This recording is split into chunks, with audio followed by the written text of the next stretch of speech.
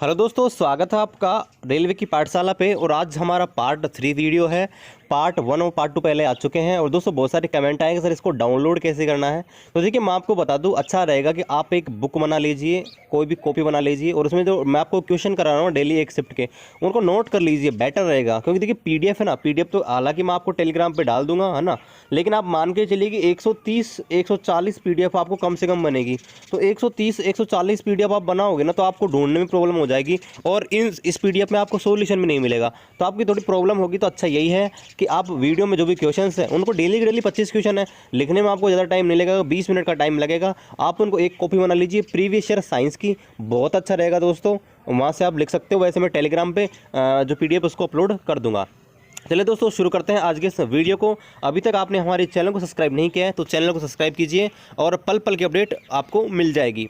चलिए बात करते हैं पहले क्वेश्चन की। पहला क्वेश्चन है, किसी वस्तु का चंद्रमा पर जो भार होता है, पृथ्वी पर चंद्रमा के भार का कितना होता है। तो ये रिपीटेड क्वेश्चन है, पहले ही आ चुका है, तो इसका आंसर होगा 1/6। चलिए बात करते हैं दूसरे क्वेश्चन की। दूसरा क्वेश्चन है, 70 किलोग्राम के भार को उठाने के लिए, यानी कि द्रव्यमान को उठाने के लिए 9800 जूल की आवश्यकता होती है, तो भार को कितनी ऊंचाई पर उठाया गया। तो देखिए जब भी किसी वस्तु को एच ऊंचाई पर उठाया जाता है तो उसमें जो किया गया कार्य होता है हमेशा होता है mgh। अब देखिए mgh की वैल्यू आपको दे रखी है 9800, ये आपको दे रखा है। m बराबर है 70, ठीक है, g बराबर होता है 10 और हाइट आपसे ज्ञात करनी है, ठीक है दोस्तों। तो आप यहाँ से इजीली यहाँ पर कैलकुलेट कर सकते हो। यहाँ पर देखिए मैं आपको कैलकुलेट करके दिखाता हूँ। mgh बराबर होता है यहाँ पर 9800। अब यहाँ पे देखिए h का मान चाहिए तो 9800। अब देखिए बटे यहाँ पर आ जाएगा कितना, m और आ जाएगा g। अब देखिए 9800 और यहाँ पर देखिए m का मान है 9.8 और g का मान m का मान है यहाँ पर 70 यानी कि 70। अब देखिए 9.8 से ये कट जाएगा, ये हो जाएगा 1000/70 यानी कि 100/7। और आपको हल करेंगे तो वैल्यू है वो पॉइंट में आ जाएगी। तो आप इसको ऐसे कर सकते हैं। चलिए बात करते हैं क्वेश्चन नंबर 3 की। क्वेश्चन नंबर 3 है वो ये है, किसी विद्युत परिपथ में किसका प्रवाह होता है वो विद्युत धारा के विरुद्ध होता है। तो आपको पता होगा जब भी विद्युत धारा बह रही होती है, मान लीजिए ये आपके दो पॉइंट हैं ए से बी, अगर विद्युत धारा इस दिशा में बह रही है तो इलेक्ट्रॉन रहता है हमेशा उसकी विपरीत दिशा में बह रहा है, यानी कि इलेक्ट्रॉन की जो बहने की दर होती है, वो बहने की जो दिशा होती है वो हमेशा विद्युत धारा के विपरीत होती है, अपोजिट होती है। तो इसका राइट आंसर हो जाएगा इलेक्ट्रॉन्स। चलिए बात करते हैं अगले क्वेश्चन की। अधिक अंतराकोशीय प्रसार के लिए कौन सी कोशिकाएं जिम्मेदार होती हैं। तो दोस्तों देखिए फ्लोएम होता है वो पेड़ पौधों में आपके खनिज लवणों के परिवहन के लिए जिम्मेदार होता है, आपको पता होगा। फ्लोएम और आपके जाइलम 2 होते हैं, ठीक है तक। इसके बाद में अगर हम बात करें तो ये है यहाँ पर स्क्लेरन काइमा। स्क्लेरन काइमा क्या करता है, पेड़ पौधों को यहाँ पर कठोरता प्रदान करता है। जो कोलेरन काइमा है ये यहाँ पर लचीलापन प्रदान करता है, लचीलापन पेड़ पौधों में। और जो पेरन काइमा होता है ये इसका राइट आंसर होगा, यानी कि ये अंतराकोशीय प्रसार, यानी कि पेड़ पौधे हैं वो अंदर की तरफ यहाँ पर और फैलाव हो सकता है, उनमें अंतरकोशिकाओं कोशिकाओं में और फैलाव हो सकता है और चौड़े हो सकते हैं, इसके लिए पेरन काइमा है वो दोस्तों जिम्मेदार होते हैं। चलिए बात करते हैं अगले क्वेश्चंस की। और देखिए ये क्वेश्चन आपको ऐसा लग रहा होगा कि साइंस का क्वेश्चन नहीं है, कुछ डिफरेंट लेवल का है। तो दोस्तों मैं आपको बता दूं ये क्लास 10th का मेंडल का एक चैप्टर है, मेंडल्स के यहाँ पर नियम है और वहाँ से ये लिया गया है आनुवंशिकता के नियम। तो यह है उस नियम के अनुसार, देखिए 556 गोल हरे व सिकुड़े पीले बीजों के हाइब्रिड क्रॉस में कितने बीज गोल व पीले प्राप्त हो सकते हैं। तो इसके लिए मैं आपको ले चलता हूँ बुक के ऊपर, बेटर रहेगा। ये है चैप्टर नंबर 3, क्लास 10th की मैंने बुक डाली हुई है वहाँ पे। और यहाँ पर देखिए मेंडल का एक रूल्स है, वो वहाँ पर आपको दिखाता हूँ। 3 नियम है मेंडल के। तो यहाँ पर जो रूल लगेगा वो दोस्तों यहाँ पर लगने वाला है स्वतंत्र अपव्यय का नियम, यानी कि रूल नंबर 3 इस क्वेश्चन पे लगने वाला है। तो चलिए मैं आपको लगा के दिखाता हूँ कैसे। अब देखिए यहाँ पर पीले गोलाकार और हरे झुर्रीदार को जब लेकर यहाँ पर क्रॉस किया जाता है तो यहाँ पर देखिए एक रेशियो प्राप्त होता है, इसको बोलते हैं 9:3:1, 9:3:3:1 का रेशियो यहाँ पर प्राप्त होता है। और यहाँ पर देखिए जो 9:3:3 है ना, यहाँ पर देखिए होते क्या हैं, तो देखिए यहाँ पर 9:3:3:1 होता है। तो जो 9 होता है वो होता है यहाँ पर पीले गोलाकार, 3 होता है हरा गोलाकार, 3 होता है पीला झुर्रीदार, और जो 1 होता है वो होता है हरा झुर्रीदार। तो यहाँ पर जो यहाँ पर आएगा वो आएगा 9, यानी कि टोटल तो है देखिए 9 इसके पक्ष में, और टोटल यहाँ पर रेशियो है 16 और आपको दे रखे हैं 556, ठीक है। 556 को लेकर बनाया जाता है। आप इसको हल करोगे लगभग आंसर आएगा वो आएगा 315। और देखते हैं ऑप्शन में 315 है या नहीं। तो यहाँ पर देखिए 315 ऑप्शन में है, यानी कि ऑप्शन नंबर 4 इसका सही आंसर होने वाला है। चलिए बात करते हैं अगले क्वेश्चन की। निम्न में से किस परमाणु संख्या वाले तत्व के रासायनिक गुण मैग्नीशियम से मिलते हैं। तो देखिए मैग्नीशियम के गुण है ना, वो मैग्नीशियम है वो जिसका इलेक्ट्रॉन विन्यास होता है 12। अब आपको मैं आपको लेके चलता हूँ मॉडर्न पीरियोडिक टेबल पर और अच्छे से समझने के लिए। देखिए दोस्तों ये है यहाँ पर मॉडर्न पीरियोडिक टेबल, और मैग्नीशियम देखिए यहाँ पर है ये 12 नंबर पे। अब देखिए मैग्नीशियम के जो गुण होंगे ना, वो ये सारे तत्व है ना, ये इनके यहाँ पर समान होंगे। यानी कि वर्ग में विशेषता यही होती है कि एक वर्ग के सभी तत्व होते हैं, उनके गुण हैं वो समान रहते हैं। तो यहाँ पर देखिए जो बेरिलियम है इसका परमाणु क्रमांक 4 है, इसका 12 है, इसका 20 है, 38 है, 56 है। तो इनमें से जिसका भी परमाणु क्रमांक आपको दिया गया है उसको यहाँ पर चेक कर लेना है। तो देखिए यहाँ पर जो परमाणु क्रमांक है वो यहाँ पर 12 है, यानी कि यहाँ पर 12 और 12 मैग्नीशियम का होता है। तो यहाँ पर जो इसके गुण हैं इससे यहाँ पर मिलेंगे।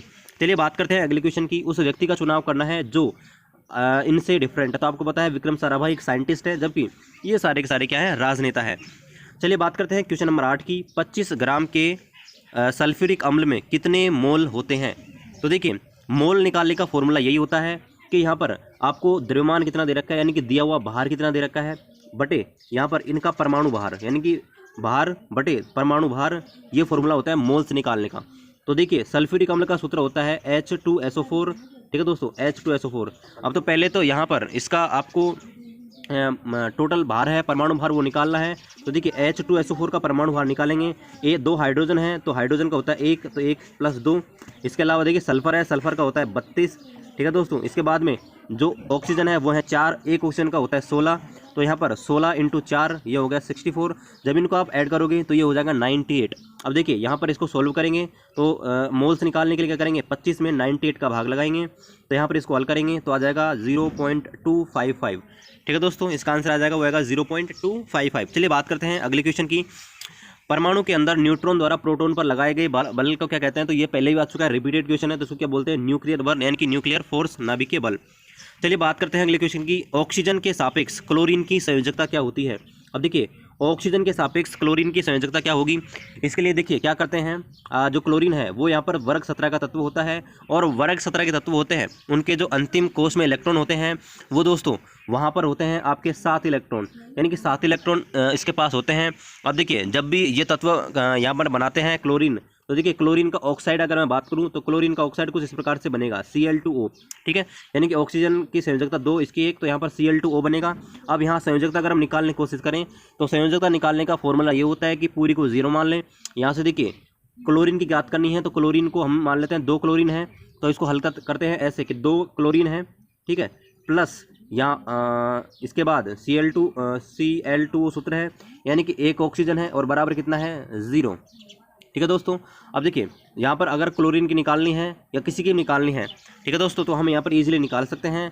यानी कि यहाँ से क्लोरीन जो निकलेगी वो निकलेगी यहाँ पर 7, यानी कि यहाँ पर जब Cl2O बनेगा तो यहाँ पर इसके सापेक्ष इसकी जो संयोजकता बनेगी वो यहाँ पर 7 बनेगी। आपको याद रखना है वर्ग 17 के जो भी तत्व होते हैं उनकी जो वैलेंसी होती है वो दोस्तों 7 ही होती है। इसमें देखिए कौन कौन से तत्व आते हैं, FCl Bri, यानी कि फ्लोरीन, क्लोरीन, ब्रोमीन, आयोडीन, ये सारे तत्व आते हैं, इनकी संयोजकता 7 होती है, और इसका राइट आंसर हो जाएगा 7। चलिए बात करते हैं अगले क्वेश्चन की। कीटोन के साथ समाप्त होने वाली हाइड्रोकार्बन श्रृंखला के अंत में कौन सा प्रत्यय लगता है? तो देखिए कीटोन का आपको बिल्कुल सीधा है, कीटोन का लगता है ऑन। जब हम IUPAC नामकरण करते हैं तो इन सब की जरूरत पड़ती है। तो कीटोन है ये यहाँ पर इसका लगता है ऑन, इसका जो लास्ट का होता है। ये ओइक है, ये जो भी अम्ल होते हैं जैसे एस्कॉर्बिक अम्ल, मेथेनोइक अम्ल, तो ओइक अम्ल वहाँ लगता है, ऑन कीटोन में लगता है। ओल यहाँ पर जो भी आपकी शराब होती है, ठीक है, जैसे कि मेथेनॉल है, ठीक है, उसके बाद में एथिल अल्कोहल है, जो भी अल्कोहल होती है सारे ओल लगते हैं। चलिए बात करते हैं अगले क्वेश्चन की। नर जनन कोशिकाओं का उत्पादन कहाँ होता है? यानी कि यहाँ पर बात कर रहा है ये आपके कि स्पर्म का जनरेशन होता है वो कहाँ होता है? तो ये टेस्टिस होता है, हमारे अंदर टेस्टिस पाए जाते हैं, पुरुषों में वृषण, तो वहाँ पर स्पर्म है उनका यहाँ पर उत्पादन होता है, प्रोडक्शन होता है। चलिए बात करते हैं अगले क्वेश्चन की। 120 किलोग्राम द्रव्यमान की बंदूक से 0.04, ठीक है, एक को उठा देना, एक को 0.04 किलोग्राम द्रव्यमान की गोली दागी जाती है।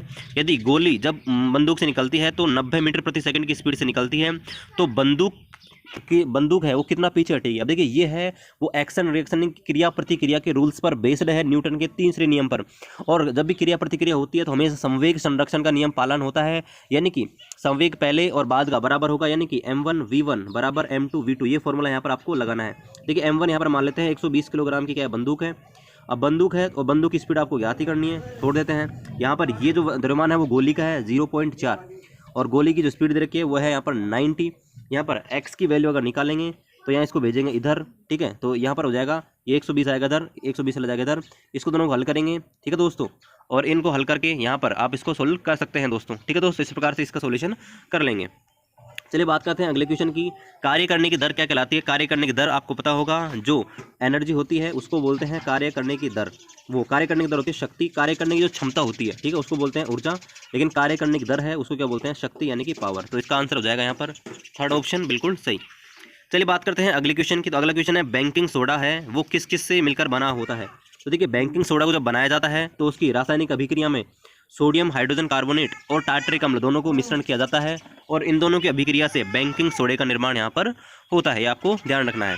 चलिए बात करते हैं अगले क्वेश्चन की। वो ये है कि कॉर्क सेल होता है उसमें कौन सा रसायन मौजूद होता है जो उनमें गैस व पानी के परिवहन को रोकता है? यानी कि जो गैस सेल होते हैं कॉर्क सेल, ठीक है, तो उनमें ऐसा कौन सा केमिकल पाया जाता है जो गैस और पानी को जाने से रोकता है? तो वहाँ पर आपको पता होना सुबेरिन नामक केमिकल पाया जाता है जो कोशिकाओं में, सेल में, वहाँ पर गैस और पानी को जाने नहीं देता है, उनको रोकता है। चलिए बात करते हैं अगले क्वेश्चन की। अगला जो क्वेश्चन ये है कि पौधों में वह कौन सा हार्मोन स्राव होता है जिसकी वजह से सूरज की रोशनी की ओर उनका जो चेहरा है वो झुक जाता है? यानी कि आपने देखा होगा सूर्यमुखी जैसे कई पौधे होते हैं, उनके जो फूल होते हैं वो सूर्य की तरफ अपने आप ही झुक जाते हैं। तो पौधों में एक यहाँ पर ऑक्सिन नामक का एक हार्मोन पाया जाता है, ये इसकी वजह से ही होता है। चलिए बात करते हैं अगले क्वेश्चन की, और ये अगेन है यहाँ पर केमिस्ट्री से। और देखिए साधारण नमक के विलयन के निर्माण के लिए सोडियम हाइड्रोक्साइड की क्रिया किससे कराई जाती है? यानी कि नमक हमको बनाना है तो सोडियम हाइड्रोक्साइड होता है NaOH। अगर हम NaOH की क्रिया हाइड्रोक्लोरिक अम्ल HCl से अगर करवा देते हैं तो इस समय जो यहाँ पर बनेगा वो देखिए जो Cl है वो जुड़ जाता है Na से, तो बनेगा NaCl, और यहाँ पर H और ये OH दोनों मिलकर बनाएंगे H2O। तो यहाँ पर देखिए ये नमक का विलयन बन गया, यानी कि यहाँ पर ऑप्शन नंबर जो 3 है, ऑप्शन नंबर 4, ठीक है, 3, हाँ 3 जो भी है हाइड्रोक्लोरिक अम्ल, ठीक है, इससे यहाँ पर बनाया जाता है हाइड्रोक्लोरिक अम्ल, और ये दोनों यहाँ पर किए जाते हैं। अगला क्वेश्चन देखते हैं, वो है क्वेश्चन नंबर 19। किसी विस्फोट के कारण समुद्र के तल पर बनने वाली जो लहरें होती है वो यहाँ पर कैसी होती हैं? तो देखिए तरंगे होते हैं दोस्तों, उनको दो भागों में यहाँ पर डिवाइड किया गया है। पहला है अनुप्रस्थ, दूसरा है अनुदैर्ध्य। तो अनुप्रस्थ होती क्या है कि जब आपकी जो तरंगे होती है वो लंबवत यहाँ पर संचरित होती हैं, ऐसे लंबवत आपने देखी होंगी, तो उनको बोलते हैं अनुप्रस्थ। और अनुदैर्ध्य क्या होती है? जब वो यहाँ पर ऐसे समांतर गति करती हैं, ठीक है, समांतर, तो उसे बोलते हैं अनुदैर्ध्य। तो आपने देखा होगा समुद्र के अंदर अगर हम कोई विस्फोट फेंकेंगे तो वो कुछ इस प्रकार से गति करते हुए बाहर की ओर आएंगी। तो दोस्तों ये अनुदैर्ध्य प्रकार की ही तरंगे होती हैं। चलिए देखते हैं अगले क्वेश्चन को। अगला क्वेश्चन ये है परमाणु क्रमांक जो 57 वाला तत्व है वो किससे रिलेटेड है? यानी कि यहाँ पर एटम नंबर 57 है वो कहाँ रिलेटेड है? तो मैं आपको अगेन ले चलता हूँ पीरियोडिक टेबल पर। तो देखिए दोस्तों वैसे तो जो पीरियोडिक टेबल है वो यहाँ पर आपको दिख रही है। अब यहाँ पर देखिए 57, जो 57 है दोस्तों आपको दिख रहा है 57, और यहाँ पर देखिए 57 के बाद 57 से 81 जो तत्व आते हैं दोस्तों इनको बोलते हैं लैंथेनाइड तत्व। ये लैंथेनम 57 से शुरू होकर और यहाँ पर ल्यूटेशियम 71 तक जाते हैं। तो आपको ध्यान रखना है दोस्तों ये जो तत्व होते हैं, ठीक है, ये सारे तत्व यहाँ पर F ब्लॉक के अंदर आते हैं। F ब्लॉक में 2 है यहाँ पर, आपको पता होना चाहिए। यानी कि लैंथेनम के बाद जो आते हैं वो सारे यहाँ पर लैंथेनाइड कहलाते हैं। तो यहाँ पर आपको ध्यान रखना है। वैसे तो यहाँ पर जो तत्व हैं वो यहाँ पर आपको दिख रहे होंगे, ऐसा लग रहा होगा कि ये F ब्लॉक के तत्व हैं, लेकिन ये D ब्लॉक के तत्व हैं। यानी कि इनको यहाँ से निकाला गया है। लेकिन 57 के बाद जो आते हैं 58 हैं, ये सारे हैं वो F ब्लॉक के होते हैं। लेकिन जो 57 तत्व होता है, ठीक है, 57 वो यहाँ पर आता है D ब्लॉक से। तो आपको पता होना चाहिए ये D ब्लॉक एलिमेंट है। इसी प्रकार एक्टिनियम 89 भी यहाँ पर D ब्लॉक का तत्व है। ठीक है दोस्तों, चलिए बात करते हैं अगले क्वेश्चन की। तो अगला क्वेश्चन है कार्य अगर 0 है तो उस स्थिति में विस्थापन और बल के बीच जो कोण है वो यहाँ पर कितना होता है? तो देखिए आपने देखा था कार्य की परिभाषा कि बल इंटू विस्थापन होता है वो कार्य होता है। तो कार्य 0 कब होता है? तो देखिए यहाँ पर हमने देखा था W बराबर होता है FS cos थीटा। अब देखिए cos थीटा अगर 0 होगा ना तभी यहाँ पर कार्य है वो 0 होगा। तो cos 0 कब होता है? 90 पे, यानी कि 90 डिग्री पर जो cos है वो यहाँ पर 0 होता है। इसलिए इसका राइट आंसर होगा वो होगा यहाँ पर ऑप्शन नंबर 3, 90 डिग्री। चलिए बात करते हैं अगले क्वेश्चन की। एक पिंड विस्फोट के बाद कई टुकड़ों में अलग अलग दिशाओं में चली जाती है, उड़ जाती है, तो इस स्थिति में क्या संरक्षित रहता है? तो हमेशा आपको ध्यान रखना है अगर किसी पिंड के बहुत सारे टुकड़े किए जाएं तो उस स्थिति में उसका जो संवेग है हमेशा संरक्षित रहता है। अब देखिए स्थितिज ऊर्जा तो संरक्षित रहेगी नहीं, क्योंकि इसमें गतिज ऊर्जा आएगी। बल है, कार्य है, ये तो अलग है। तो संवेग आपको ध्यान रखना है। मोमेंटम जो होता है संरक्षित रहता है। अगर हम किसी पिंड को तोड़ें और वो अलग अलग दिशाओं में चला जाए तो उस स्थिति में संवेग है वो यहाँ पर आपका क्या रहता है, संरक्षित रहता है। चलिए बात करते हैं अगले क्वेश्चन की। एक माध्यम में 2.5 सेकंड में, यहाँ पर क्वेश्चन थोड़ा मिस्टेक है, 2.5 ऐसे लिखता है दोस्त, 2.5 सेकंड में 40 कंपन पूर्ण करता है तो तरंग की आवृत्ति क्या होगी। तो देखिए पहले तो मैं आपको बता दूं आवृत्ति क्या होती है। प्रति सेकंड चक्करों की संख्या होती है, उसको बोलते हैं आवृत्ति। और इसका जो समय होता है वो, इसका जो मान होता है आवृत्ति निकालने का, यानी कि आवृत्ति निकालने का जो सूत्र होता है वो होता है कुल चक्कर कितने के, यानी कुल चक्कर बटे यहाँ पर समय, ये होता है आवृत्ति का फॉर्मूला। तो यहाँ पर देखिए 40 कंपन पूरे की है, 40 चक्कर की है और टाइम है 2.5। ठीक है दोस्तों, जब इसको हल करेंगे तो आंसर आएगा यहाँ पर 16 हर्ट्ज। ठीक है, 16 हर्ट्ज, 16 Hz। चलिए बात करते हैं अगले क्वेश्चन की, क्वेश्चन नंबर 24 की। निम्न में से किस समूह में निष्क्रिय गैसें होती हैं। तो देखिए निष्क्रिय गैसें क्या होते हैं, इनको अक्रिय गैसें भी बोलते हैं, नोबल गैसेस भी बोलते हैं। तो देखिए वर्ग संख्या 18 होती है, इसको बोलते हैं नोबल गैसेस। और वर्ग संख्या 18 में आपके ये आती है हीना, अगरकर, जीरो पे मैंने आपको ट्रिक बताई थी, यानी कि helium, neon, argon, krypton, xenon, radon. ठीक है, ये सारी आती हैं। चलिए बात करते हैं अगले की। और अगला जो क्वेश्चन है वो ये है, पहाड़ से गिर रहे किसी पिंड में क्या होती है। मान लीजिए कोई पहाड़ से कोई पत्थर फेंका जा रहा है, ये नहीं कि हम शुरू में फेंक रहे हैं, यानी कि वो ऑलरेडी गतिशील है। तो देखिए उसमें कौन कौन सी ऊर्जाएं होती हैं, उसमें दोनों ऊर्जाएं होंगी, स्थितिज ऊर्जा प्लस गतिज ऊर्जा। मतलब उसमें स्थितिज ऊर्जा तो है ही है क्योंकि वो निश्चित ऊंचाई पर है अभी, और गतिज ऊर्जा क्योंकि वो रनिंग मूवमेंट में है, इसलिए स्थितिज ऊर्जा और गतिज ऊर्जा दोनों ही उसमें है। तो दोस्तों इसका उत्तर हो जाएगा ये यहाँ पर ऑप्शन नंबर फर्स्ट। तो दोस्तों आज के हमने क्वेश्चन कर लिए हैं पूरे। अब देखिए आप हमारे टेलीग्राम ग्रुप पर ज्वाइन हो सकते हैं, जहां से आपको प्रीवियस ईयर के जो PDF हैं वो यहाँ पर फ्री ऑफ कॉस्ट मिल जाएंगे। और ये जो क्वेश्चन है उनकी PDF आप वहां से डाउनलोड कर सकते हो। तो उनके लिए आपको लिंक दे रखा है, यहाँ आप जैसे टैप करोगे आप टेलीग्राम ग्रुप पर चले जाओगे। ठीक है, आपसे ऑप्शन मांगे, देखिए टैप करोगे तो आप क्रोम खोल लीजिए, कुछ भी खोल लीजिए। अगर आपको फ्री प्रॉब्लम हो रही है आप यहाँ पर टेलीग्राम ऐप को ओपन कीजिए, वहाँ सर्च कीजिए रेलवे की पाठशाला और वहाँ पर ज्वाइन करने का आपको ऑप्शन मिल जाएगा। चलिए दोस्तों, आशा करता हूँ आपको आज का वीडियो पसंद आया होगा। अगर पसंद आए तो लाइक कीजिए, शेयर कीजिए और अपने दोस्तों के साथ इस चैनल को शेयर कीजिए और सब्सक्राइब कीजिए हमारे चैनल को रेलवे की पल पल की अपडेट पाने के लिए। चलिए मिलते हैं आपसे अगली वीडियो में, तब तक जय हिंद, जय भारत।